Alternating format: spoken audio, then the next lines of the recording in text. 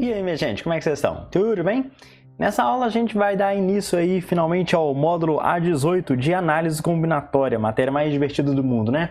Chega de função, espero que vocês tenham feito os módulos com todo o amor e carinho do mundo, tenham feito as questões, e agora a gente vai entrar num outro ramo totalmente diferente, beleza? A análise combinatória aqui não vou escrever a definição, porque a gente já tem uma boa ideia do que seja, mas só para lembrar, é basicamente o rumo da matemática que estuda principalmente a contagem de eventos. Acaba que com o desenvolvimento da matemática foram entrando outros ramos que a análise combinatória aglomerou, como estudo de funções geradoras e outras partes por aí, mas enfim. Beleza. Antes da gente começar, gente, deixa eu só fazer um comentáriozinho daqui, rapidinho. Algumas indicações de literatura para quem interessar aprofundar mais no assunto. Na apostila tem um montão de questão de análise combinatória, que é muito bom, bababá. O problema é que, às vezes, para a gente pegar o jeito na análise combinatória, não basta fazer só, sei lá, 20 questões, a gente tem que fazer, sei lá, 200 questões. Então, alguns livros aí que são legais para a gente estudar esse assunto, para quem interessar. O mais famoso de todos no Brasil, claro, é aquele livro que chama Análise Combinatória, né? Análise combinatória e probabilidade. De um cara que chama Morgado, Augusto Morgado. Mas pesquisar Morgado acha fácil. Esse livro é tão famoso que você pesquisa por Morgado, não vai aparecer nem sobre o cara, vai aparecer sobre o livro do cara. Esse livro tem bem referência assim, no Brasil na análise combinatória. Ela expande toda a matéria, que vai ser interessante aqui para nós, tá? Vai envolver também alguns outros aspectos como lemas de Kaplansky ou o princípio da inclusão e exclusão, que a gente vai lidar um pouquinho também. Então, assim, recomendo demais esse livro. Esse livro é maravilhoso, é fácil de achar, é barato, enfim. Outro livro, que agora mais um que eu gosto do fundo do meu coração, é um que chama Matemática Concreta. Nossa senhora, como é que seria matemática? Matemática Concreta. Esse livro de cá é de um cara que chama Ronald Graham.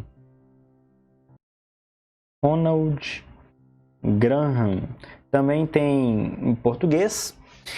Esse livro, na verdade, também tem outro em português, mas enfim. Esse livro daí, ele é muito bom para matemática discreta. E é um livro legal porque ele lida com a matemática de um jeito meio... Como é que eu posso dizer isso? Casual? Não sei. Ele faz várias piadinhas no livro. O livro é todo descontraído.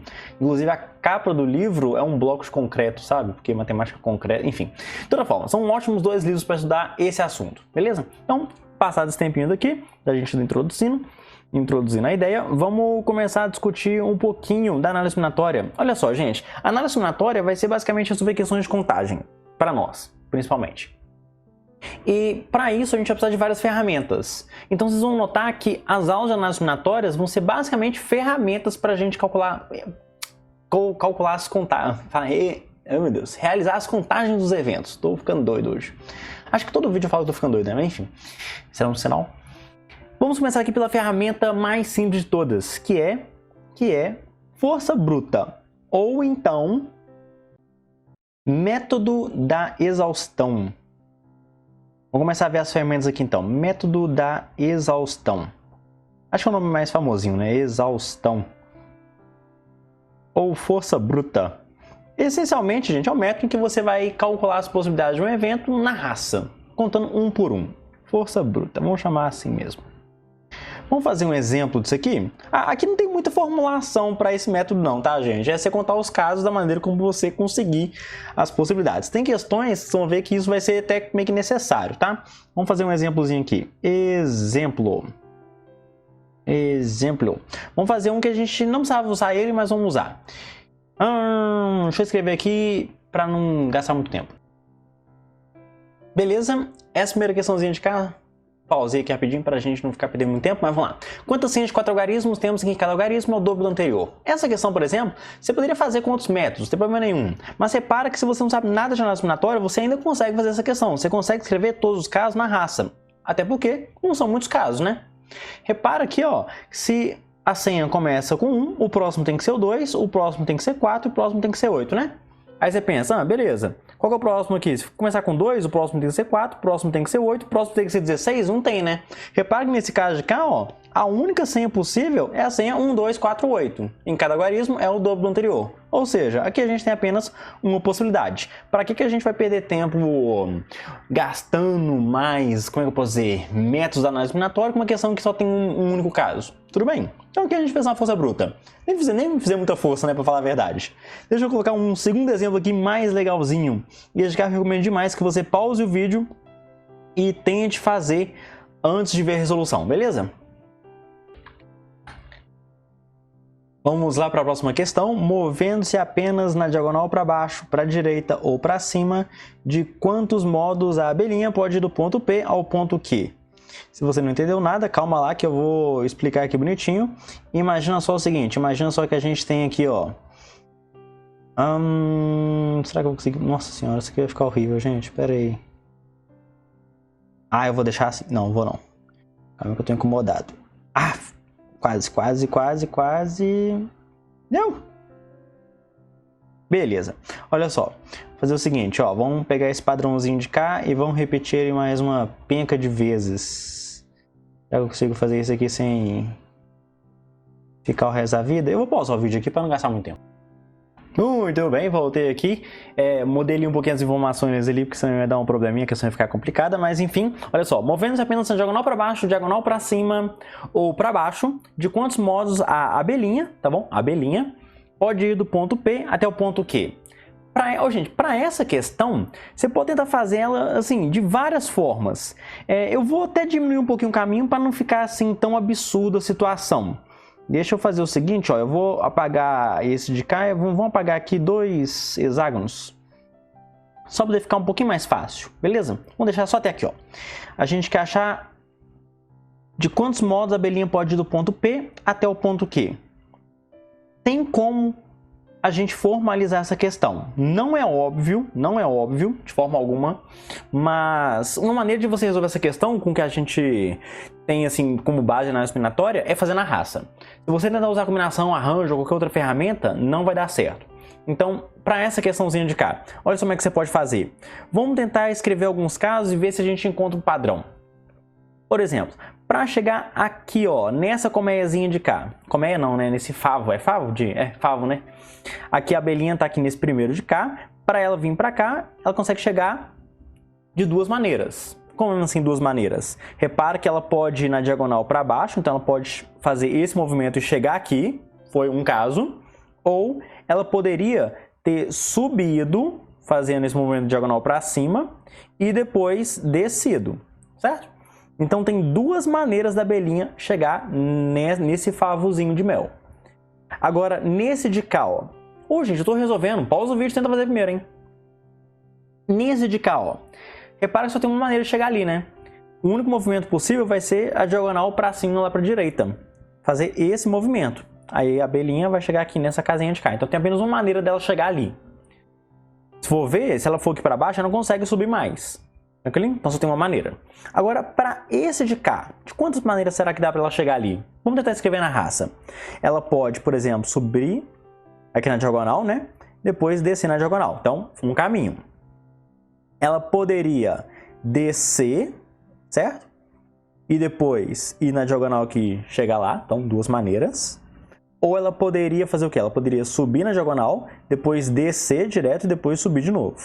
Então, repara que ela teria aqui 3 maneiras possíveis. Aí você pensa, beleza, 1, 2, 3, 4, 5, aqui vai ser 5. Não. Se a gente for... A gente tem que tomar cuidado com esses padrões. Vou fazer uma observação já, mas enfim. Olha só. Aqui nesse casozinho de cá, vamos ver quantos casos que tem. Ela pode descer e descer, então um caso. Ou ela pode descer, subir, depois descer, né? Vamos ser então aqui já 2 casos. Ou ela pode subir, descer e descer, 3 casos. Ou ela pode subir, descer na diagonal e descer, 4 casos. Ou ela pode subir na diagonal, descer, subir na diagonal e descer de novo. Então aqui, ó, a gente vai ter 5 casos possíveis. Agora acho que o padrão está começando a ficar claro, né? Não sei se está dando para ver, mas o padrão do número de movimentos necessários para a abelhinha chegar da região P até qualquer outra região, repara, está ficando exatamente na sequência de Fibonacci. Ok? É a sequência de Fibonacci. Fibonacci é com 2 Cs? Beleza, isso mesmo. Olha só. Ou seja, se é a sequência de Fibonacci, lembra que na sequência de Fibonacci, cada termo é igual à soma dos dois anteriores, né? Aqui a gente está começando do segundo termo, mas enfim. Aí é 1, 2, 3, 5, aí o próximo vai ser 8, né? Que é a soma dos dois anteriores. Beleza? Então aqui vai ter 8 maneiras possíveis. Se a gente tivesse mantido os outros hexágonos que estavam aqui, ó. Se a gente tivesse mantido os outros hexágonos que estavam aqui ia ser 13 e aqui ia ser 21. Tranquilinho? Uma explicação do porquê que aparece a sequência de Fibonacci nessa questão é o seguinte. Repara só. Para uma abelhinha chegar, por exemplo, aqui, ó. Você pode pensar que só existem duas maneiras dela chegar ali. Ela pode ter vindo aqui e descido, ou ela pode ter vindo aqui e descido. Ou seja, repara que tem duas maneiras dela chegar aqui nessa região 5. Vindo aqui descendo na diagonal ou vindo aqui descendo para baixo. Certo? Descendo para baixo aqui não ficou muito redundante, né? Porque aqui podia descer na diagonal, enfim, deu para entender a ideia, né? Como é vindo daqui ou daqui, a gente vai somar as duas possibilidades. Então a gente obtém que cada favo de mel, número de possibilidades, é igual à soma dos dois anteriores. Beleza? Muito bem. Acho que deu para entender mais ou menos a ideia do porquê que aparece a sequência de Fibonacci aqui, né? Mas deduzir isso de uma maneira mais formal é difícil. Então um bom caminho é simplesmente a gente sair jogando valores. Tranquilinho? Observação. Deixa eu fazer uma observaçãozinha aqui. Observação. Cuidado. Cuidado ao supor padrões com poucos termos da sequência. Muito bem, a gente fez isso em sala, né? Lembra que a gente fez isso do círculo? Um caso famoso era aquele caso em que a gente tinha um círculo e a gente ia marcando pontos, ligando os pontos e perguntava quantas regiões que a gente estava dividindo o círculo, né? Por exemplo, com 0 pontos, colocar aqui, ó, pontos e aqui regiões. Observa só, se a gente tem um ponto, a gente tem aqui apenas uma região. Então, um ponto, uma região. Se a gente coloca 2 pontos e liga esses pontos, a gente vai ter 2 regiões. Então, 2 pontos, a gente tem 2 regiões. Se a gente colocar 3 pontos e ligar os pontos, a gente vai ter agora 4 regiões. Opa! Com 3 pontos, a gente tem 4 regiões. Com 4 pontos, se você ligar todos os pontos, você vai ver que agora você vai ter 8 regiões. Com 5 pontos,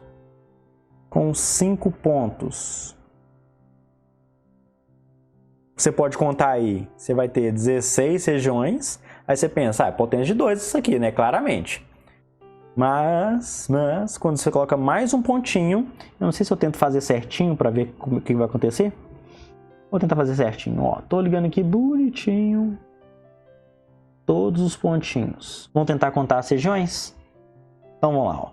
1, 2, 3, 4, 5, 6, 7, 8, 9, 10, 11, 12, 13, 14, 15, 16, 17, 18, 19, 20, 21, 22, 23, 24, 25, 26, 27, 28, 29, 30, 31. Então repara que com 6 pontos a gente vai ter 31 regiões e não 32. Aí o padrão vira uma bagunça só. A gente vai resolver esse problema em aulas futuras, beleza? É um problema de análise combinatória bem difícil, para falar a verdade. Mas o padrão, ele é... Se você quiser, sei lá, se ficou curioso, o número de regiões em relação ao número de pontos vai ser o número de pontos, escolhe 4, mais o número de pontos, que escolhe 2, mais 1. Vou observar para todos os casos ali, isso ele vai dar bonitinho, beleza? Mas enfim... A gente descobre isso depois. A observação, então, é só para dizer o seguinte. Análise combinatória, você quer fazer uma coisa na força bruta, observando algum padrão? Toma cuidado com o que você está fazendo, porque nem sempre as coisas são óbvias. Tranquilinho? Muito bem, beleza. Vamos aqui agora entrar no que realmente interessa para nós. Vamos começar a entrar aqui no que realmente interessa para nós. Que é princípio fundamental da contagem. Próxima ferramenta. A gente já viu então a ferramenta ali da força bruta, que não é muito bem uma ferramenta, né? Basicamente, e conta nos casos na raça. Agora vamos aqui para o principal para nós. Princípio fundamental da contagem. Ok. Gente, princípio fundamental da contagem.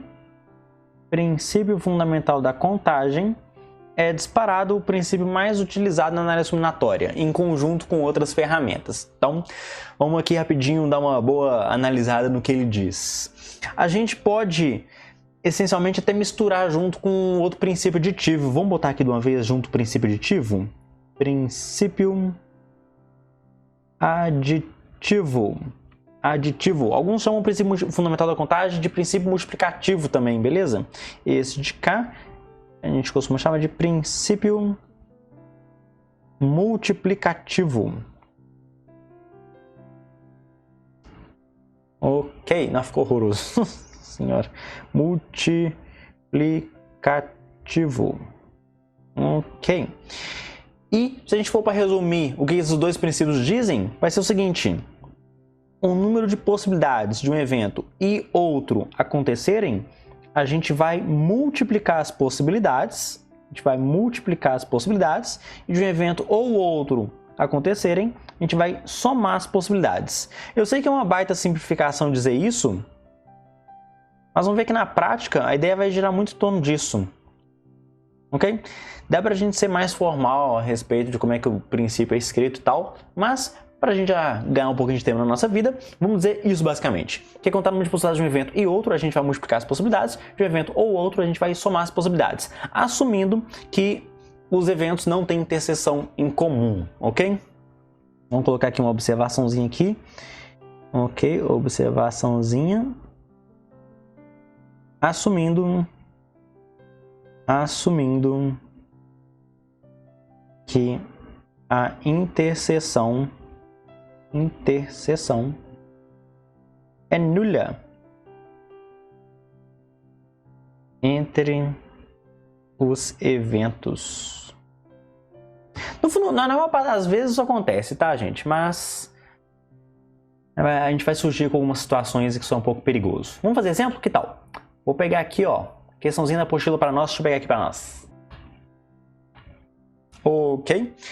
Questãozinha aí, ó, questão 1 da página 8, bem simplesinha, bem tranquilinha. Na próxima aula a gente começa a fazer mais exercícios, a gente vai complicando bastante esse princípio para a gente ver até que ponto que a gente pode usar ele. Beleza, nessa questãozinha, os números pares com 4 algarismos distintos que podemos obter com os elementos do conjunto 0, 3, 4, 5, 6, 7, 8 são em número de...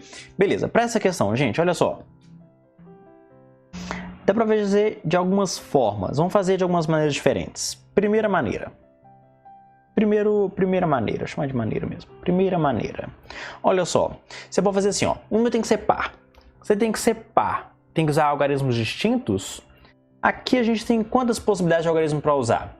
Se o número tem que ser par, ele pode terminar com 0, com 4, com 6 ou com 8, né? Aí você pensa, ah, beleza, então a gente tem aqui, ó, 4 possibilidades qual algarismo que vai ser, né?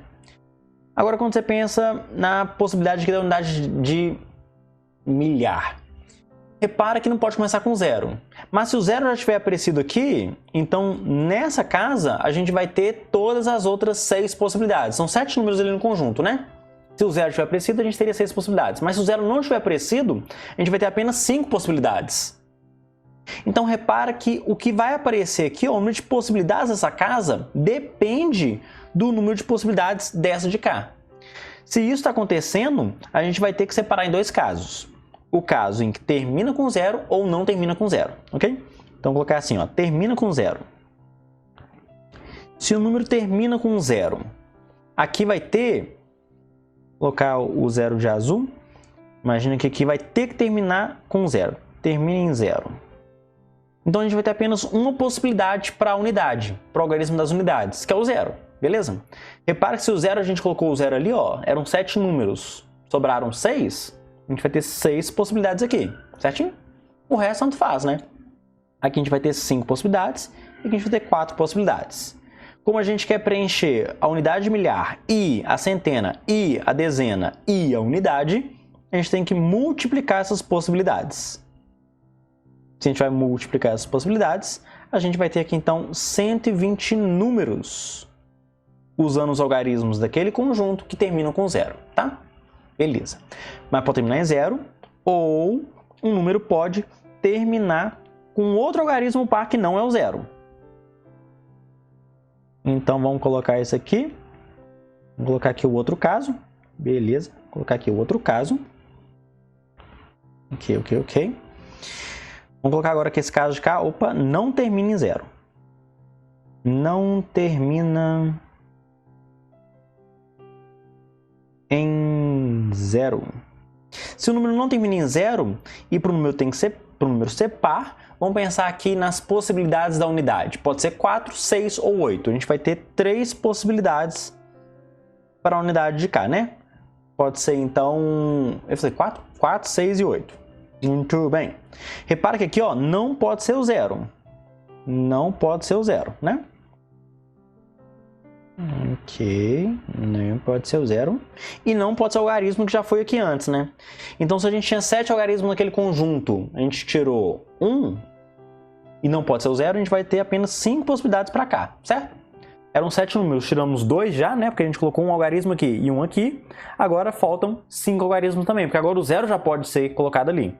Então aqui a gente tem 5 possibilidades e aqui a gente tem 4 possibilidades. Como a gente quer preencher a unidade de milhar, e a centena, e a dezena, e a unidade, a gente multiplica esses valores. Então aqui a gente vai ter exatamente, a gente vai ter o quê? 20, 100, 300 números. 300 números possíveis. Não tem interseção aqui, né? Não tem como terminar em 0 e não terminar em 0 ao mesmo tempo. Como pode ser o primeiro caso ou o segundo caso, a gente tem que somar essas possibilidades. Aqui? Então a resposta aqui vai ser 420. Muito bem. Então a resposta aí ficou letra B, de Benício. Aqui? Outra maneira seria você fazer o total de casos e tirar os casos em que o número começa com 0. Mas acho que estaria tão mais trabalho quanto, tá? A gente comenta isso na próxima aula. Gente, encerrar aqui. Até mais para vocês.